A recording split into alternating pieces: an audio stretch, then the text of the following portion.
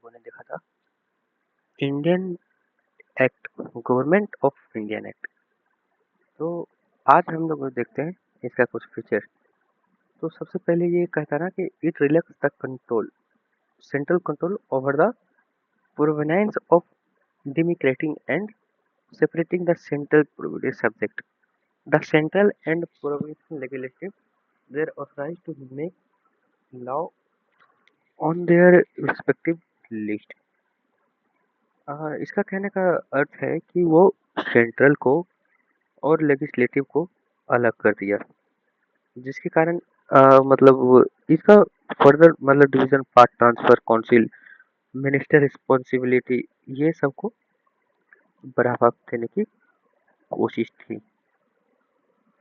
तो बेसिकली पिछले वीडियो में हम लोगों ने देखा था कि कैसे कैसे अंग्रेज सरकार इधर आया, इधर आके उसने अपनी अपनी कानून बदली ताकि भारत में उसका करना आसान हो जाए शासन। तो आज हम लोग देखने गए 1919 की क्रांति, मतलब गवर्नमेंट इंडिया हो। हाँ, इसमें कहा था कि केंद्रीय और प्रांतीय, मतलब आप क्या बोल सकते हैं, सेंट्रल एंड प्रोविजनल, मतलब केंद्रीय और प्रांतीय सब्जेक्ट जो भी था उसको पहचान कर, सूची की पहचान कर एवं उन्हें अलग अलग कर दिया गया। केंद्रीय प्रताएं और सूचियों के विषय में विधान बनाने वाले अधिकार प्रदान किया, लेकिन सरकार का ढांचा केंद्रीय और एक एकात्मात्र ही बना रहा, मतलब ये सेंट्रलाइजेशन एंड यूनिटेटरी ही बना रहा। उसके बाद क्या था ना, इसे प्रांतीय, ये विषयों को पुनः दो भागों में बांट दिया गया है ना।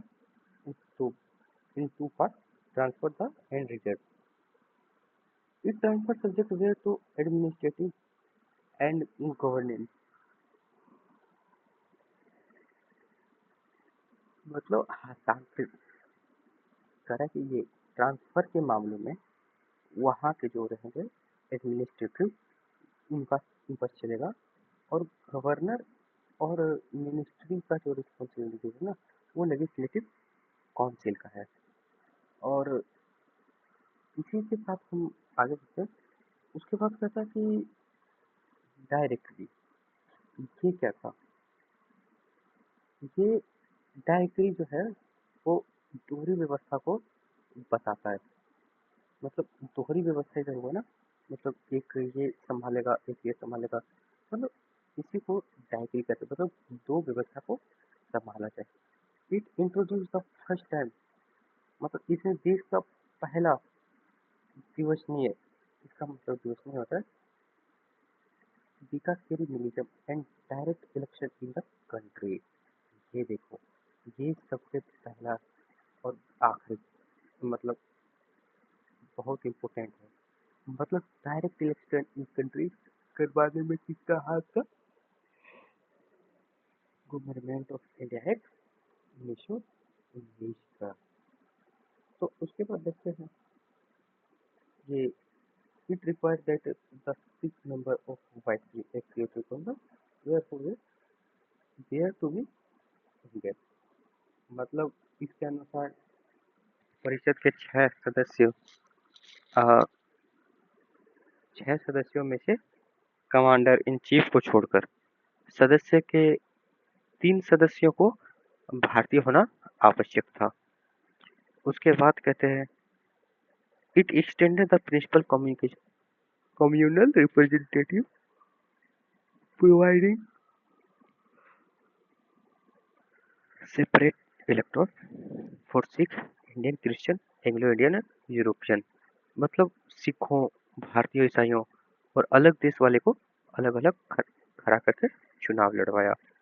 उसके बाद कहते हैं कि इस कानून के संपत्ति का अधिकार या शिक्षा के आधार पर सीमित लोगों को मताधिकार प्रदान किया, मतलब इलेक्शन के लिए वो चुना था।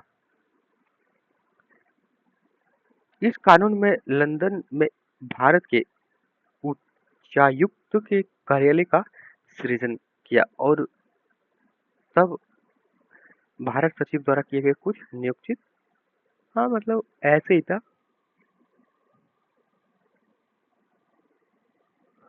और लास्ट हमारा आता है, it provided the opponent appoint appointment of security commission, मतलब इसके अंतर्गत वैधानिक आयोग का संगठन किया गया जिसका कार्य 10 वर्ष जांच के बाद अपनी रिपोर्ट प्रस्तुत करना था। तो आज हम लोग ये देखें